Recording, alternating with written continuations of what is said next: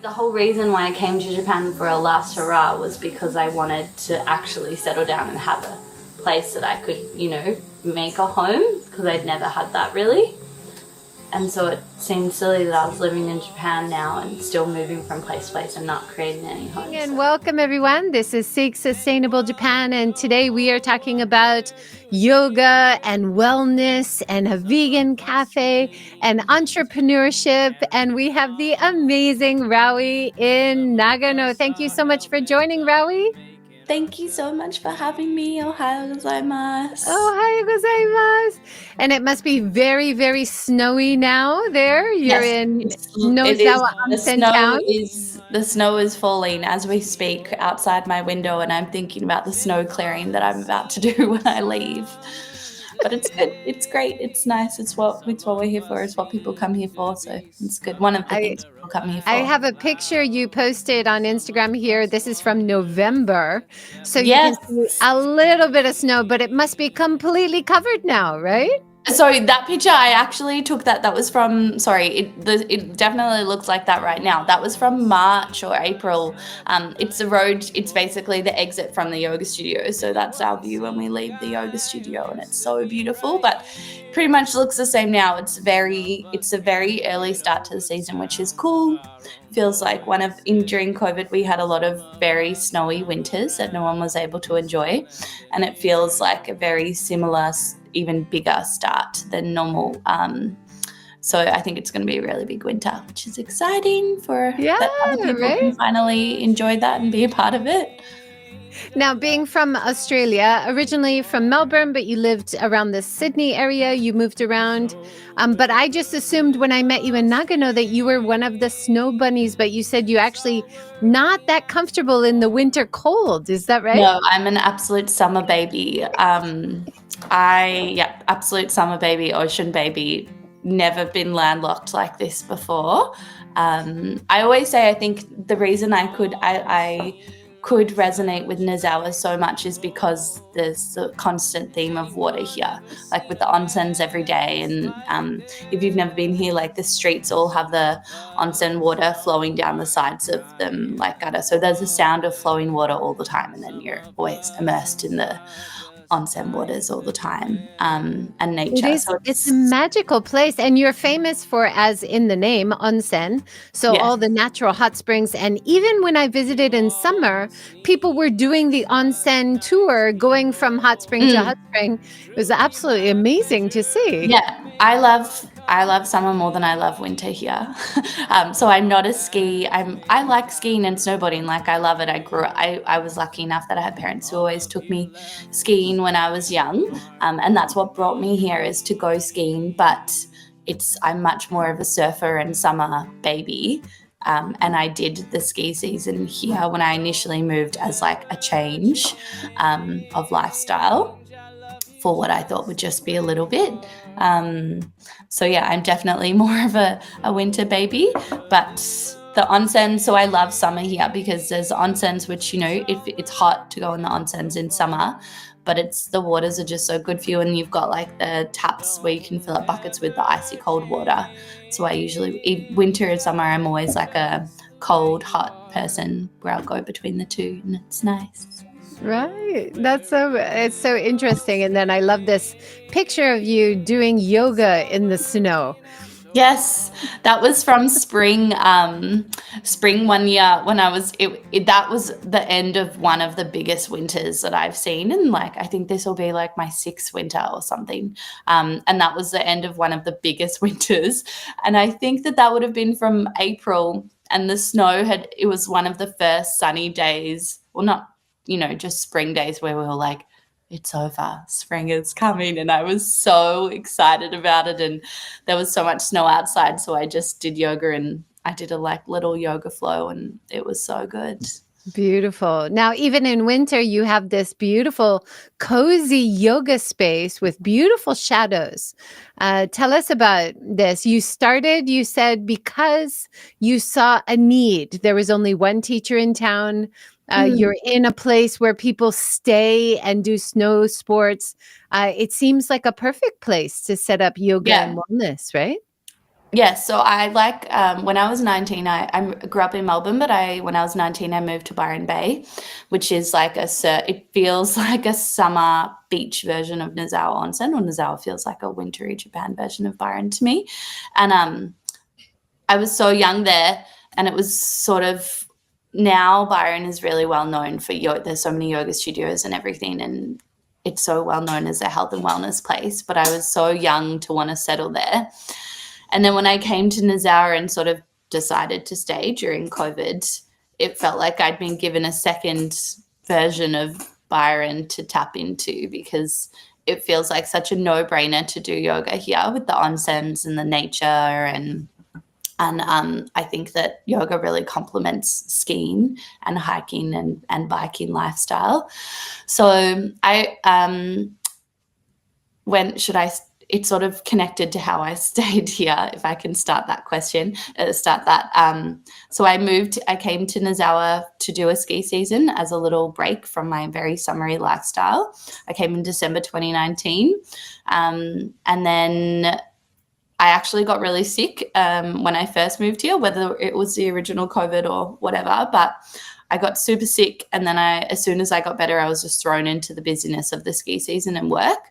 So by the time March came, when COVID was starting to kick off, I felt like I hadn't experienced it at all, and I didn't know Japan or know Nozawa. And that if I had have left Japan then, which is what everyone was telling me to do and the world was sort of suggesting to do, I would have left with like a sort of misunderstanding of Japan and Nozawa. And, none of us knew what COVID was going to be. So I thought it would blow over in a couple of weeks or, a couple of months. And it seemed like a good enough place to stay. So I decided to stay. And people had been asking me to teach yoga during that time. And so I was teaching very casually for friends, because I've always been a yoga teacher and love teaching. And then when I decided to stay, I was like, okay, I definitely want to teach yoga. And COVID progressively started becoming a very grounding thing. And there was a space in the village, which was an old dojo, martial arts, just empty big room. And I was looking at that, and another girl in the village was looking at it because she wanted to do a climbing gym.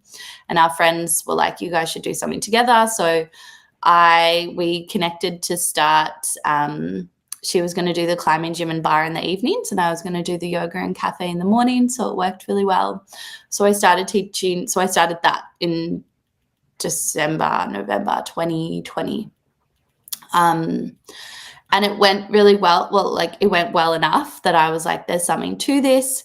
So, but it was very hard sharing the space, and I recognized people wanted to do yoga in the afternoons, especially, not just the mornings.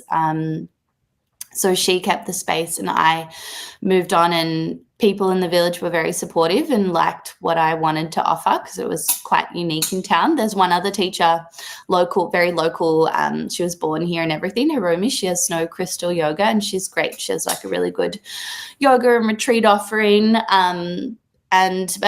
She was offering yoga classes very early at I think it was 6 a.m. in the mornings, and it didn't feel super accessible to me when I was traveling there, because it was slightly out of the center of town and just very early, and sort of similar to what I was doing at the dojo, only in the mornings. And people knew what I was wanting to do, and so people were coming to me with options. And one of the manager at the time, or the general manager at the time of Nozawa Hospitality, was like, I have a room that could be used for yoga. Do you want to come take a look? And I looked at it, and it was this big old banquet room, which kind of had a bit of a weird energy to it, as some old Japanese rooms have. But I was like, oh, maybe I can make this work.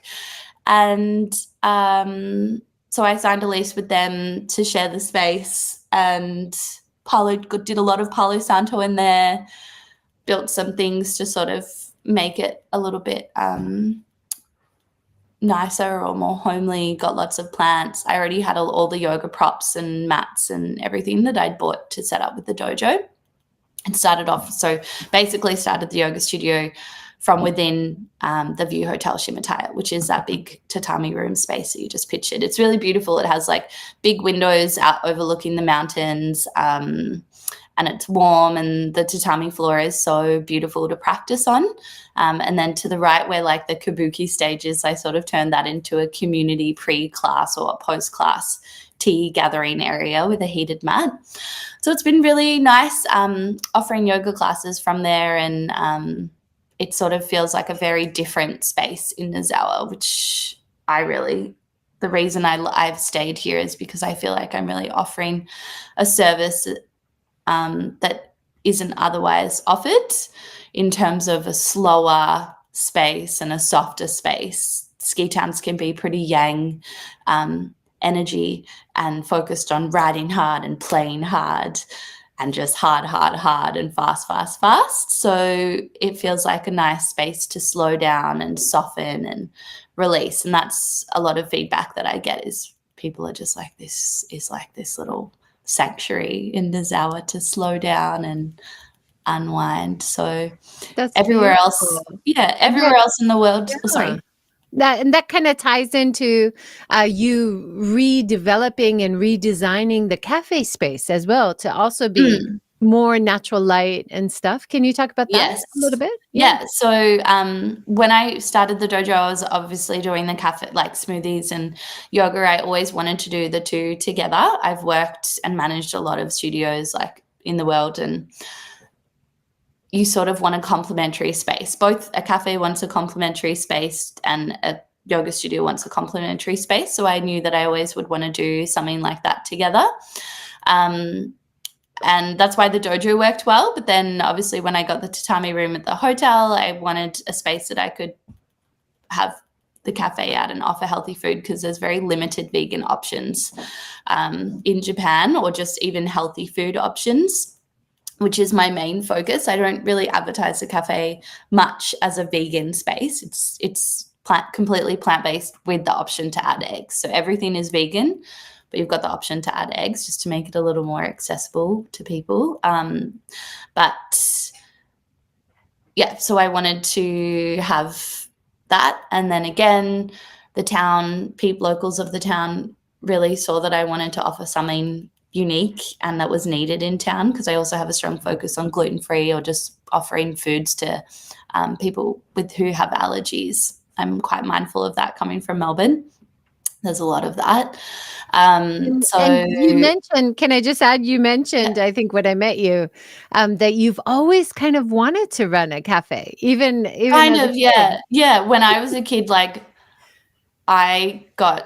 it sounds so weird, but like when I was young, I got as Christmas presents like subscriptions to Delicious, like, which are food magazines, or Home and Garden. When I was a kid, I wanted to read like Home. I was just like a little I watched the Martha Stewart documentary the other week, and I was like, "Sweet, I'm obsessed." I just love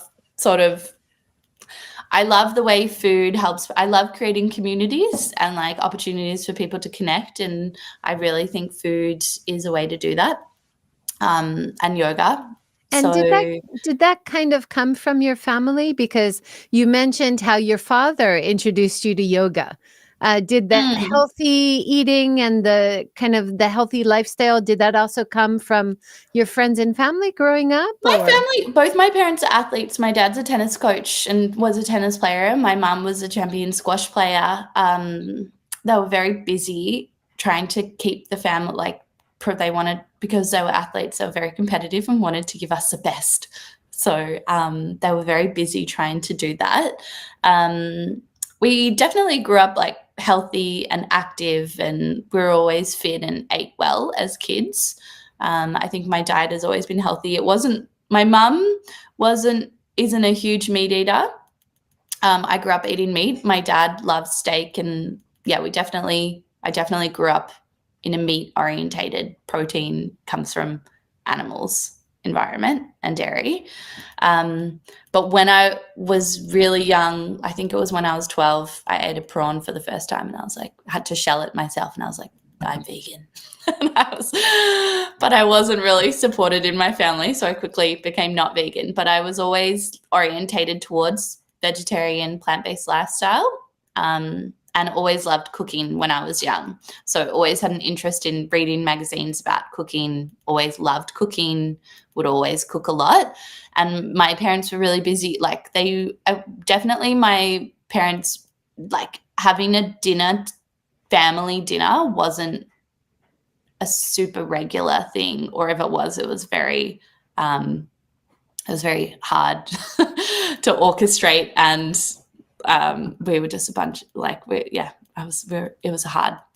So it maybe came out of opposition to that. Like I recognize that could be a dinner table, could be a space to connect. And because my parents were so busy, and my mum, like, you know, they always fed us healthy food, but I recognized that I could help my parents a lot by cooking when I was young. So I used to cook a lot. Does that answer your question? And then I'd always, like, you know, they sort of encouraged the habit of cooking and baking and everything like that. My my grandma, who I'm really close to, was always a homemaker, if you will, and into baking and everything like that. Your foods are just amazing. I mean, Thank I you. I ate at your cafe, but you just made a quick breakfast at home, and it was just beautiful. Yeah, So I love it. I love you're cooking and able to take healthy the food. simple and healthy and just make it beautiful and Yeah. really satisfying. It's Well, I gorgeous. guess I've always grown up cooking and everything like that. And then I've also traveled since I was 18, like a lot. I've traveled quite extensively, and I've been vegan or vegetarian, floating between the two, since I was 20, when it was much less accessible through. So I always had to cook a lot, especially when I was traveling, and try to think of ways to eat locally but in a vegan way. So I've always had that natural, like, creative process of how to make something healthy or how to make something vegan, and I've always connected food to how it makes me feel. Like if you eat something that's full of bad stuff, I very much feel that, and I don't like that. It's the same as why I love yoga. It makes me feel good, so I do it. Healthy food makes me feel good, and I think it's really easy to make healthy food taste good. I actually prefer it more often than not. It's just a matter of convenience. So That's thank you for awesome. liking Yeah, it. no, of course. And you got an award from your community, Best Yes. Restaurant Cafe this year. Yeah, it's so nice. Congratulations. It's very much like a staff award, so it just means that we're very well loved. Like, there's incredible restaurants, obviously, in Nozawa in Japan, but it's very much a very well loved award, which was really nice. We received it the last 2 years, actually, which was very That's wonderful. It's so nice when you're accepted and appreciated by all the passion and all the effort you're putting into what you do, totally. right? That's Yeah. why I reason, like, you know, it's not an easy life here, especially, like, I'm on my own.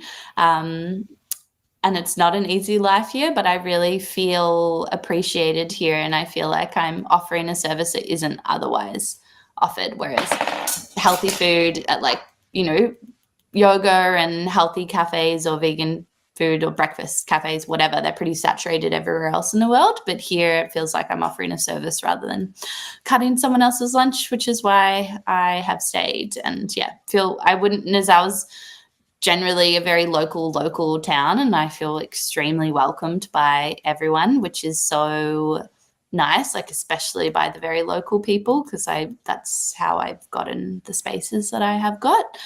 And I feel like I'd be crazy to walk away from that. So Yeah, I'm just showing your Japan Times feature article here. It was fantastic to see you featured in the Japan Times. And one of the things in the article is about people often ask you if your Japanese partner is helping. And yeah, no, you're doing it on your own. So can you yes. talk a little bit about like switching from a working holiday visa to a business visa? Was that a really tricky part of the process, or kind of I said straightforward? to the reporter in the Japan Times, like, they were like, what have you learnt in Japan? And I was like, patience and adjusting to the way other places and people do things. Like, I think everything, this is why I say everything is yoga, because you have to adjust and be patient. And yeah, it wasn't easy. It definitely wasn't easy, but I was patient, and I just also believed that if I was meant to be here, then it would work out. But things only work out if you put the work in. So I was like, okay. And I love the Japanese expression, like, or like, you know, gambarimasu or gambatte kudasai. It's like, do your best, and that's all that matters. So I was like, I'm going to do my best to see if this can work out. And if it works out, then great, I'll stay. If it doesn't work out, then like, whatever, I won't. And I am not a paperwork person, which is shocking that I live in Japan and I'm not a paperwork person. It's one of the reasons why I struggle, because Japan is very paperworky, as you know. So I got an immigration lawyer to help me set up the company. So I incorporated a company in Japan. I have my yoga company in Australia. Then I incorporated a company here in Japan. And through that, sponsored myself as a business manager. So it was definitely a process with a ton of forms, very much about like ticking boxes. I studied at university. I have a bachelor's degree, which helps obviously get visas, and a lot of experience in yoga and managing things. And I had a good business plan, solid business plan and everything. Like, I was lucky that I was applying for the visa through COVID, which was when the world slowed down, and I had more time to comply with all the paperwork that they wanted.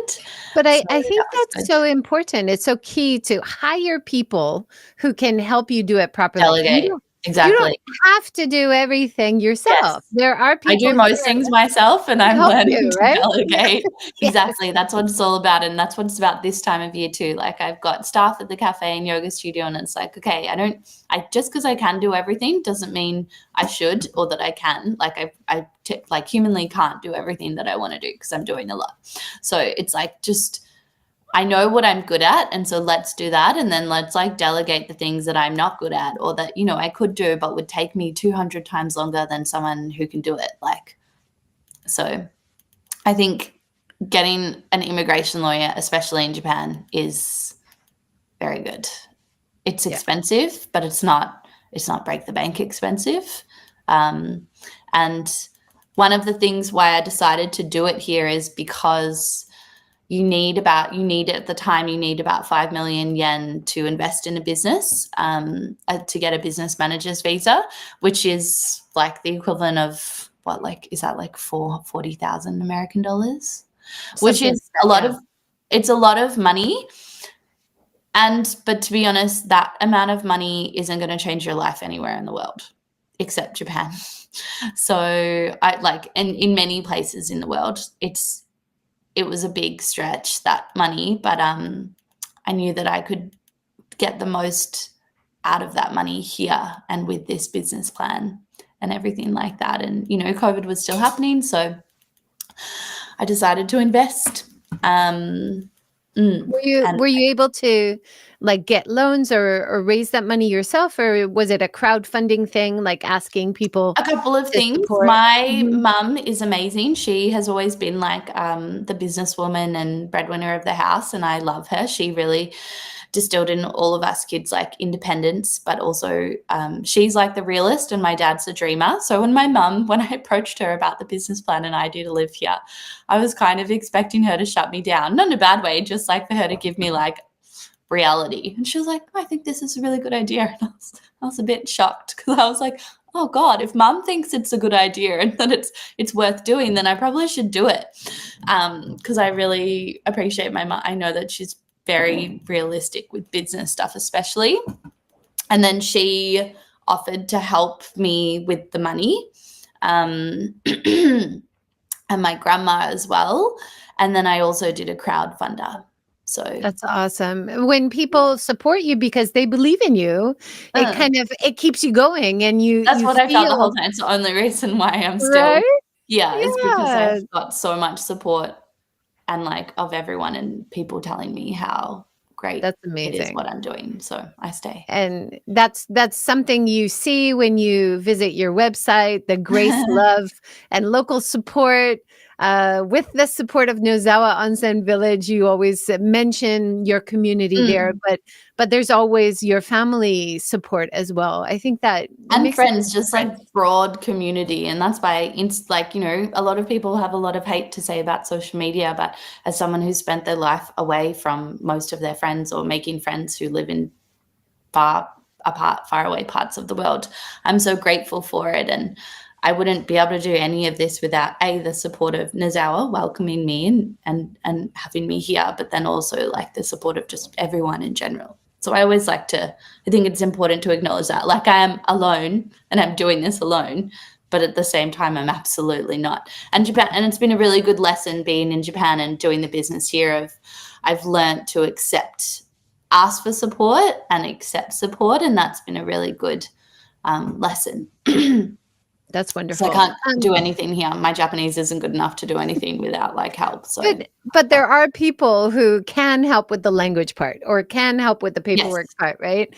So I get that. Being humble to ask for help is also a skill, right? Yes, it's interesting. Maybe you have the same thing like Japan. One of the things I love about it is it asks you to be quite humble to coexist in a community. It's that considering of others and not taking up too much space and, being very humble. But at the same time, I think it can be a little bit too much. You can be too humble. And that was a good reminder. I just did another yoga teacher training in Bali. I've done a lot of teacher trainings, and that teacher training lesson was one of the biggest things was more personal empowerment of just being like, okay, I know that you like to be humble, Rowie, but you should also talk about your achievements and know that and stand in your power a little bit more. It's that balance of being humble, but also standing in your power. So I love that idea, standing in your power. I think that's something especially hard for women, right? To not brag, but to stand in your power, to show what you have done, which you want people to know about, or people should. Totally. They're probably really interested, it's funny. People on the slopes will be like, oh, where do you because everyone just thinks that you're a seasonaire or whatever. And they'll be like, oh, where do you work? And I'm like, oh, I work at a cafe and I teach yoga. And people are like, Rowie, you own a cafe, you own a yoga studio. You need to talk about this more. And I'm like, yeah, I probably do. So that's me this year. I feel really good now about standing in my achievements and that I can stand in the achievements and everything I've done without it being arrogant. Very good. In terms of running a vegan cafe in Japan, a lot of listeners, if they're not in Japan or haven't visited, they don't realize it is a hurdle to eat vegan, vegetarian in Japan really still. So how do you find sourcing ingredients? Are you able to get that mostly locally, or do you have to import things? Or it's getting easier and easier every year. I started the cafe sort of when I did the pop-up I call it a pop-up now, at the dojo at the end of 2020, 2021. So already that's 3-ish years ago, and 3 or 4, whatever. And it was really hard, but I live on the internet just constantly looking for things, and you can find things, and then it's a matter of finding it in a way that's more achievable or commercially viable. And it's getting easier. It's getting easier and harder at the same time with the Russian war and the recent change of election in America. The price of things or just generally the cost of living has gone up a lot, particularly for imported things. So that's really hard. I think when I did the business plan, since I did the business plan 4 years ago, the cost of my goods has gone up a lot. So that's hard. Yeah, with vegan food, it's about trying to be creative using a mixture of imported and local products. I'm lucky that I live in Shinshu area, like Nagano, which is really famous for its produce, which is really cool. So I have that available to me, really good local produce. Then there's things like superfoods, which I import, and it's just always trying to find the best places to get that from. I've recently found really good Japanese made in Japan hemp protein powder. I think the laws on hemp import has changed recently in Japan, which has been cool.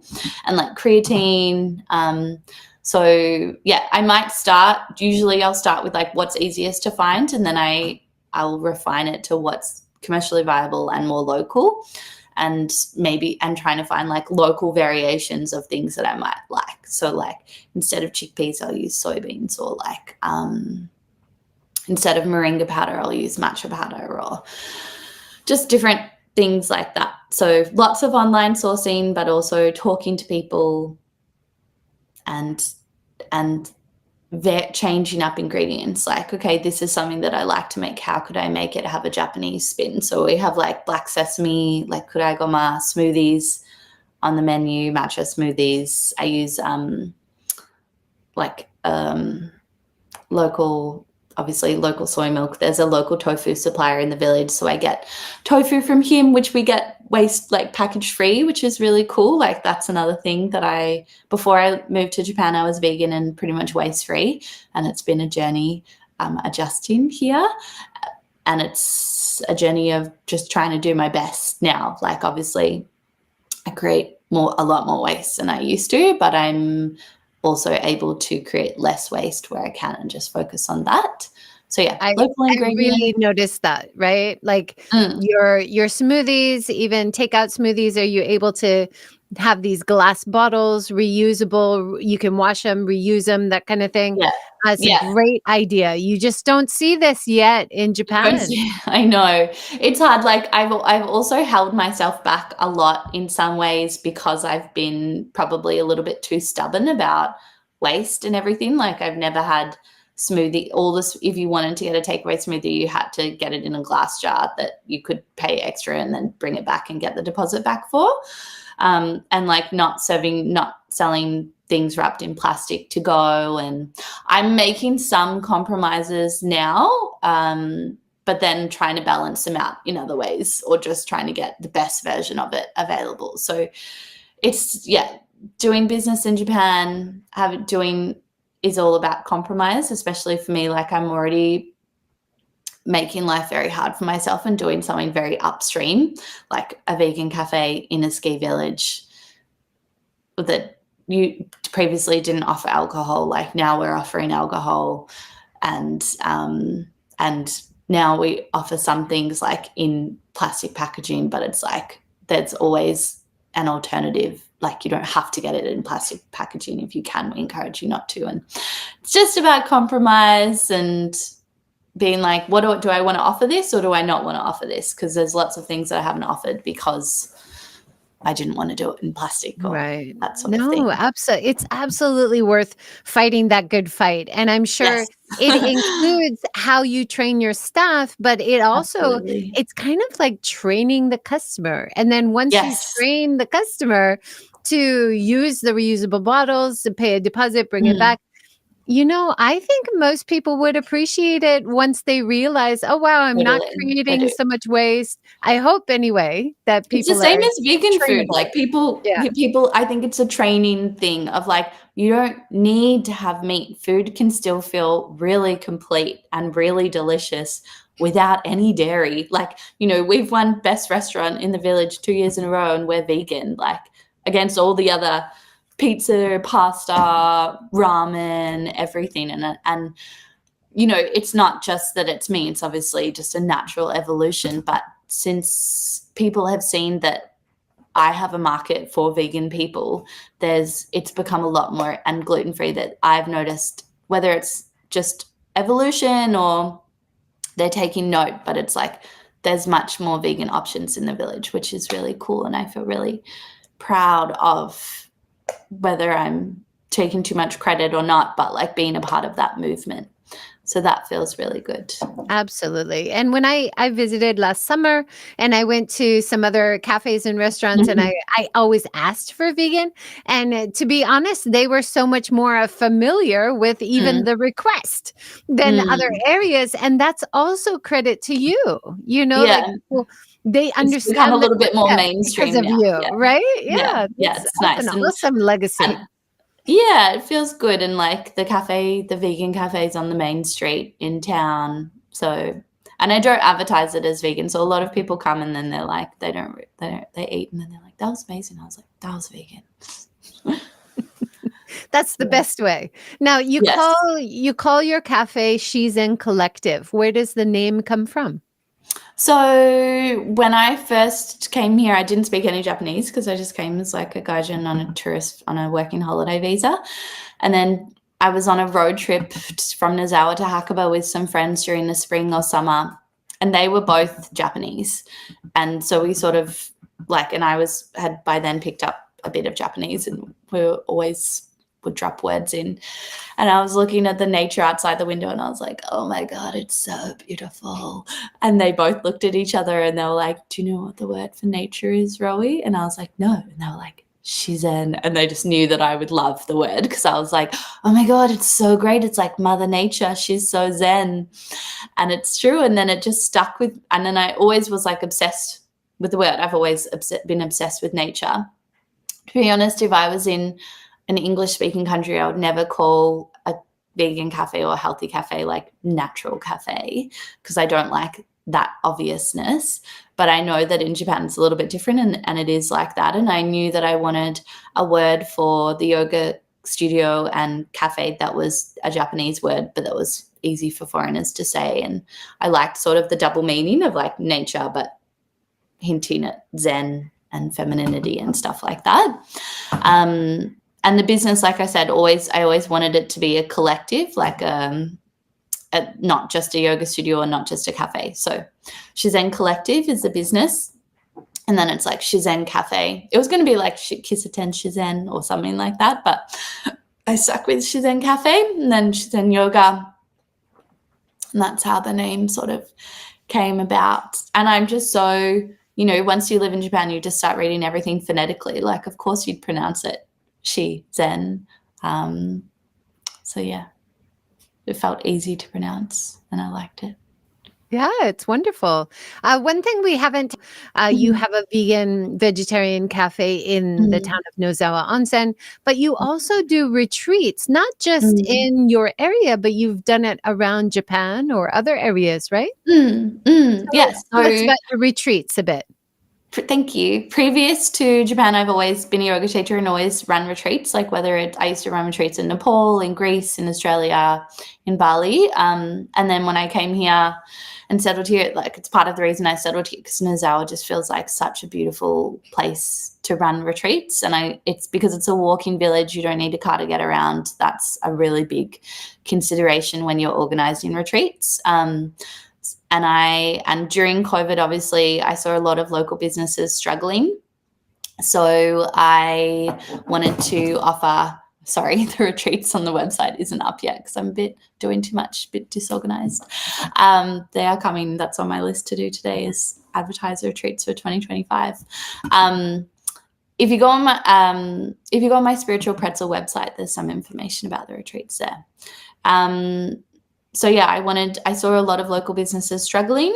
A lot of time retreats, the money is very centered in one place because it's like you come to the retreat center or you come to the yoga teacher and all the money is mostly within that one business. And being new to Nozawa and just feeling so accepted by the community, I always want to try to give back to where I am. So I started organizing retreats here, which were wine and wellness retreats, which again is like trying to make yoga more accessible and less exclusive. And I have always liked wine and done wine related yoga things too. So Nozawa has a lot of amazing restaurants and I knew a local sommelier here. So I started organizing wine and wellness retreats in a village, which basically distributed a lot of the money to different restaurants and local businesses in town all over.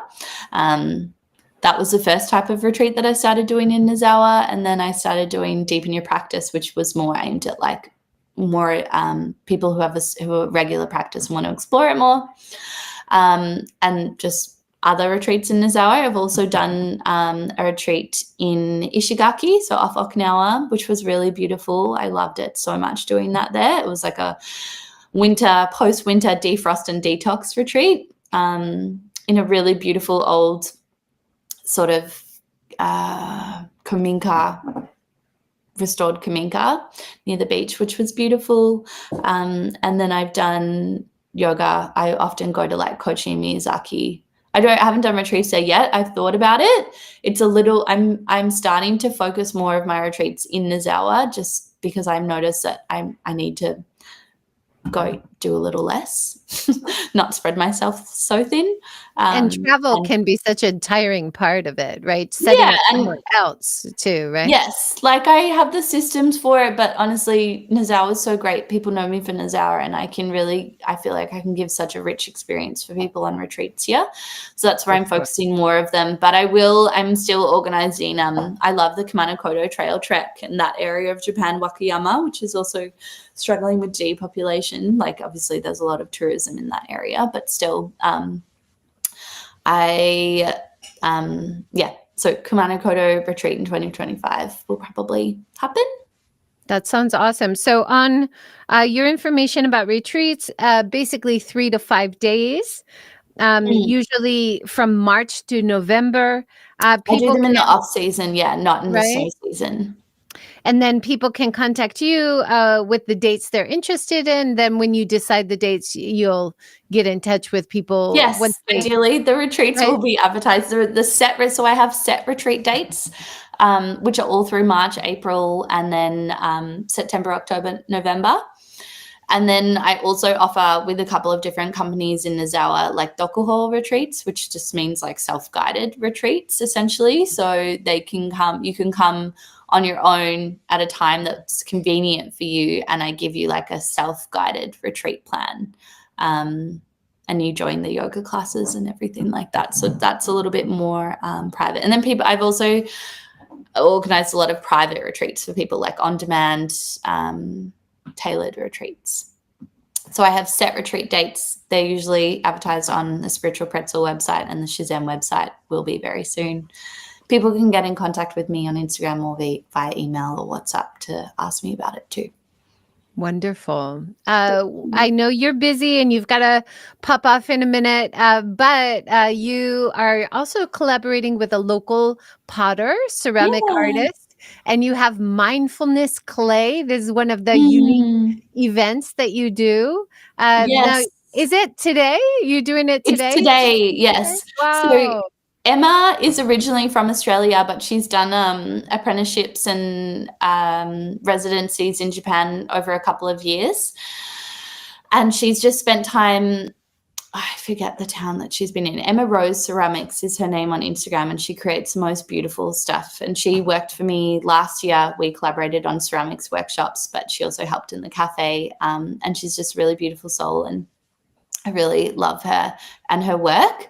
So she's got a mindfulness and clay workshop today at the cafe, which is cool. I always love collaborating with people and sharing the space like that. So yeah. Wonderful. Well, thank you so much, Thank Rowie, you. for joining. It My was so pleasure. I feel wonderful to so catch honored up. to talk to you and catch Yay! up and everything. Thanks for sharing the good word of SHIZEN. I really appreciate it, Of JJ. course. And I hope I can get back there and Yeah, anytime, you're always welcome. experience your wonderful community that you're helping Yeah, develop it's nice. there. Very It's always special place. special. Yeah, I'll feed you all the vegan food. Ugh, I have to fill up. It's one of the few places it's not just because it's vegan, but you just make everything so darn tasty that Yeah, it that's just why I don't try to amazing. advertise it as vegan. Thank you for saying that. But yeah, we actually have like locals night on Wednesdays, so that's tonight at the cafe. So it's like a big buffet dinner. Oh, Tonight's theme is like Japanese, so we've got like Japanese beautiful. sushi and all the things. So it'll be good. And it's a great place also for locals to connect with other people Yeah, who are living in the area, right? Like you yeah, said, locals. yeah, it's nice. I'm really happy with the like just the diversity of people and minds that come to the space. I really wanted to create an accessible space that didn't feel exclusive for Gaijins or just Japanese or everything like that. And even the team is so international. Like I have 12 staff and everyone's from a different place. There's 4 Japanese girls, and then there's a couple of half Japanese girls, half something else, South Africa, Denmark, Spain, everything, New Zealand. I'm the only Australian on the team. So, yeah. But you must have a lot of Australian visitors. This is the time you really see a lot of Australians coming over enjoying snow sports, right? Yeah, like there's definitely a lot of Australians that come to Nozawa, but there's a lot of, it's very international. It doesn't feel like the only nationality that comes here. I think if you go to Hakuba, it's a lot more well known for Australians, and Hakuba's great too. And there's lots of vegan options and organic options there, which is amazing. But Nozawa has very international vibes. Like it's very well known for domestic tourism, but then international tourism. Like there's like I'm always surprised when I meet Americans or Europeans coming for the winter because they have such good snow near them and it's so far, but they still want to come because I think Nozawa they're not just like they're coming for incredible snow and terrain, but also the Japanese, like it feels like a very cultural experience coming here with the onsens and the food and the just scenery. So I think it has a lot to offer, which is cool. Yeah, So, fantastic. Thank you so much. There's so much to enjoy there, including all the wonderful things you're doing. Thank you Please so come back. much. You're welcome anytime. Let me know. I'd love to have you in Funky Cottage. And thanks wonderful. for talking to me this morning. It's so good to catch up. I'll hopefully visit you in visit you in the spring or summer or something like that. Oh, that'd be wonderful. Please come anytime. Thanks so much for joining. Thanks everybody for watching. Take care. So I'm Rowie. I grew up in Australia in Melbourne. I'm 34 years old and now I live in very rural Japan, in Nozawa Onsen. I think a lot of people will often, especially in the winter, think that I'm a snow bum and that's why I'm here, but I'm just a gypsy and that's why I lived here. I'm a gypsy whose family found roots. So, that's me. Awesome. And if people are interested in coming to your place, you offer yoga as well as a cafe? I do yoga retreat. I have got the yoga studio here in Nozawa, which is my main. I've been a yoga teacher my whole life, essentially. And so that's one of the things that I love about being here is I get to share this amazing part of the world with people through yoga, and it feels very connected to yoga, the place, because of the onsens and the nature and everything like that. So I have yoga retreats that anyone can join, whether you're new to yoga or an experienced yogi, or you can come to the yoga retreats and yoga classes that I run in town. I'm often, like next year I'll be doing a few overseas retreats. Like generally whenever I travel I do classes or retreats or teacher trainings or something like that. Or the cafe's open and I'm generally there. I'm either bending, blending or baking. And people can find it on Instagram, like what you're up to. On Instagram, that's probably my most, the most common way. Instagram, so Spiritual Pretzel. My friends always used to call me a pretzel since I was young. That was my nickname. And then so it just became Spiritual Pretzel, my Instagram name. It's very much stuck. And then online, my website, spiritualpretzel.com. You can also find SHIZEN, like the business, on Instagram, shizen.noz. That's SHIZEN.NOZ. And I'm just making the website for SHIZEN as well. So that will have its own website very soon, hopefully. And yeah, I'm also on WhatsApp, Facebook, Rowie Geraerts. Wonderful. Thank you. Thank you. How did you find this funky cottage in snow country? We have like the Nozawa Onsen notice board where people will post like furniture or things, and Ed posted a desk that they were giving away for free, and I was like, of course, like I'll take it. So I came down here to collect it, and I was talking to him in his like backyard, which is so beautiful, and it was like in summer as well, and everything was so green. I was like, oh my gosh, Ed, like maybe you're convincing me I could move down here. And he was like, do you want a house? I just got this house, and then just like waved to this, which you could see, and the sun was just shining on Funky Cottage, and I was like, yeah, that looks like my dream home. Like, of course I want to live here. And I was like, really? He's like, really? And I was like, yeah. And he's like, well, I haven't officially got the keys yet, but when I get the keys, then I'll show you it. And he's like, it's small. And I was like, I am one person, like small. I don't want to live in, it's like I manifested this house because I've always said I don't want to live in a house with walls. I just want like a studio apartment or like, I don't like walls. And this has no walls except for the toilet, which is a good wall to have.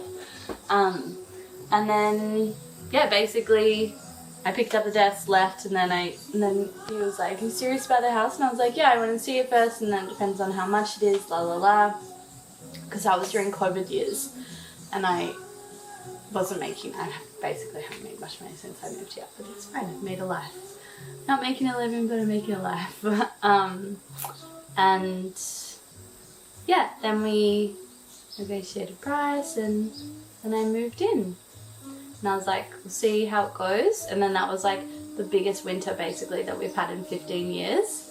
Like everyone was like, how is that Gaijin girl alone doing? Like everyone would call me like, everyone would just like, Hidori desu ka? And I'm like, hi Hidori yo, daijoubu. Like I can do the yukikaki and everything like that. So I survived the biggest winter, and I was like, well, if that was the biggest winter, like I'll be fine then, because Nozawa gets quite busy in winter. This house feels like my little retreat. Yeah. I just come and then I chill. And the whole reason why I came to Japan for a last hurrah was because I wanted to actually settle down and have a place that I could, make a home, because I'd never had that really. And so it seemed silly that I was living in Japan now and still moving from place to place and not creating any home. So So you've got a nice view up here too. Yeah, it's so nice, especially in winter because it's just like white. Are these your original lamps, or did they come with? These were originally in the house, those ones, yeah. They're so nice, aren't they? I love like show stuff. They're very retro. I love it. Yeah. And this is just your little sleeping nook. Yeah, nice. It has, a nice view. So you put a tatami base. These were already up here, but like separate. So they were like 1, 2, 3, 4. So I think up here was just like a 4-person tatami thing. Okay. So I just moved them all together to have the tatami base because I kind of like it. Yeah, lovely. And then obviously got all the rattan furniture secondhand in Japan for like nothing. Very even though good. it's so expensive everywhere else. Yeah. Pretty much everything is like secondhand or I bought on my travels.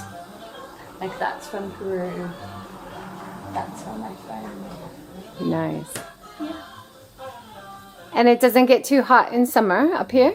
No, this is like the hottest that it is really. Like, because in that, I don't know if you've noticed, but there's really good breeze that goes through the house.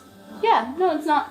I'm a summer person though too, but it's not that hot. And in winter, it's not not it's so nice bad? sleeping up here. But like, sometimes it'll be cold, but that's only if I haven't had the fire going. The fire heats up the whole house like very quickly. How is it working with a fire? Do you have to clean it quite often? Is it hard to get fuel? Is it hard to I start? only really clean it once a year. I definitely need to clean it soon. Just like the chimney sweep. Ed helps me do that. Okay. Ed. And then I just get the maki wood from this local supplier. So it's just local wood that you can get at local shops? Just the pieces of dried wood? Yeah, but I just get like a K-truck. So I bring a K-truck and then fill the K-truck and then store it in my garage. Oh, okay. So, yeah. And then how much do you go through every winter? Do you keep it going all day?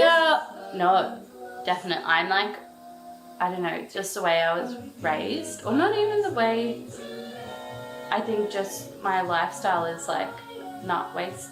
Like, I definitely, people would be like, you're super wasteful, Rowie, in some ways, but like, I will never leave lights on, really, and I've never been that person I'll only have air conditioning on if I don't even use the AC here, but like, heating, I'm not one of those people that leaves it on all day so that I can come home for 10 minutes and it's warm in the room, like, I will only put the fire on if I know that I'm going to be home for hours, So often, that's why the insulation is good here, because I can come home and I won't have used heating in the middle of winter and it's cold, but I have like a hot water bottle and stuff like that.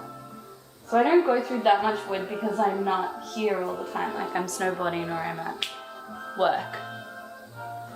So I maybe go through like Ichmanyan of wood a season. Probably that's like being like careful, but probably Nimanyan is being lush. That's like Ichmanyan is like 1K truck of wood. Are there any walks around the house? Walks that you like to do? I walk every day, like an hour and a half or something. An hour, or like a short walk would be like a 45-minute walk, or maybe like an hour and a half. But usually I just walk around the rice fields, out by the river and back, and then there's like really beautiful sunflower field that just finished. But yeah, I'd go on walks, and then you can walk in the back of the forest too, which is so nice. I just love being in nature. I always thought I was an ocean baby, but now I realize I'm a nature baby.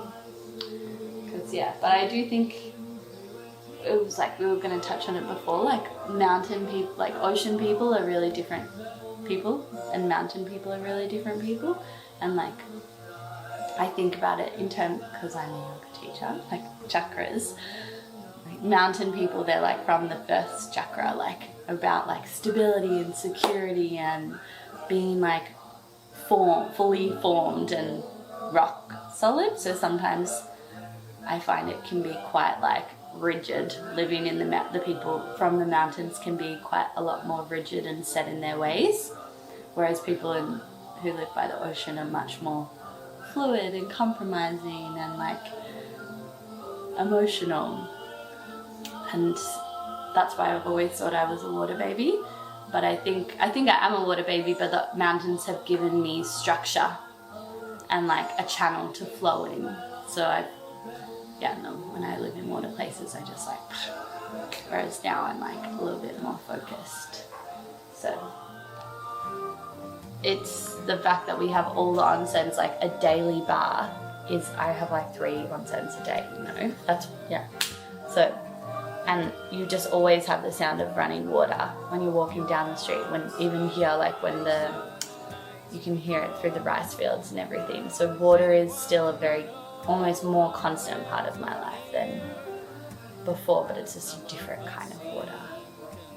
And that's why I think my plants are so healthy, because they have the best water. That's awesome. Big thanks to Rowie Geraerts for the amazing talk on Seek Sustainable Japan, and also for inviting me, welcoming me into her beautiful little funky cottage home and giving me the tour, and also serving me beautiful vegan food while I was there. It was one of the highlights of my trip to Nozawa. Definitely, if you're going to Nozawa Onsen, pop in to SHIZEN, her little beautiful cafe on the main street of the snow town there.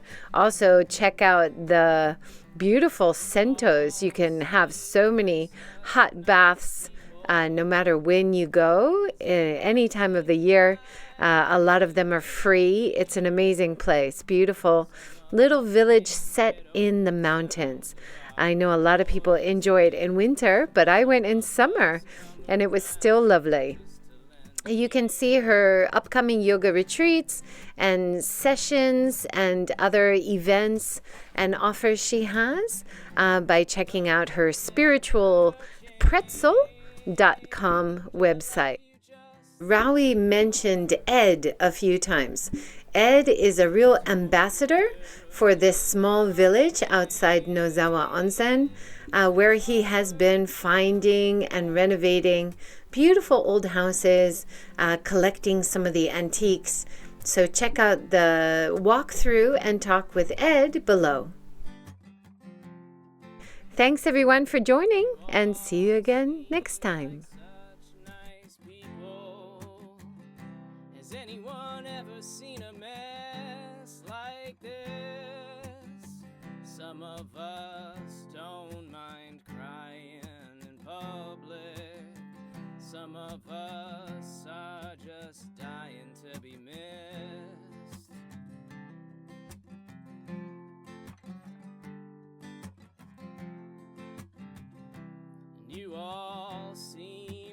such nice people.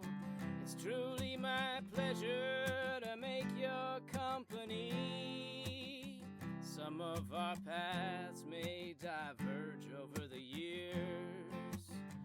All of you left a certain mark on me.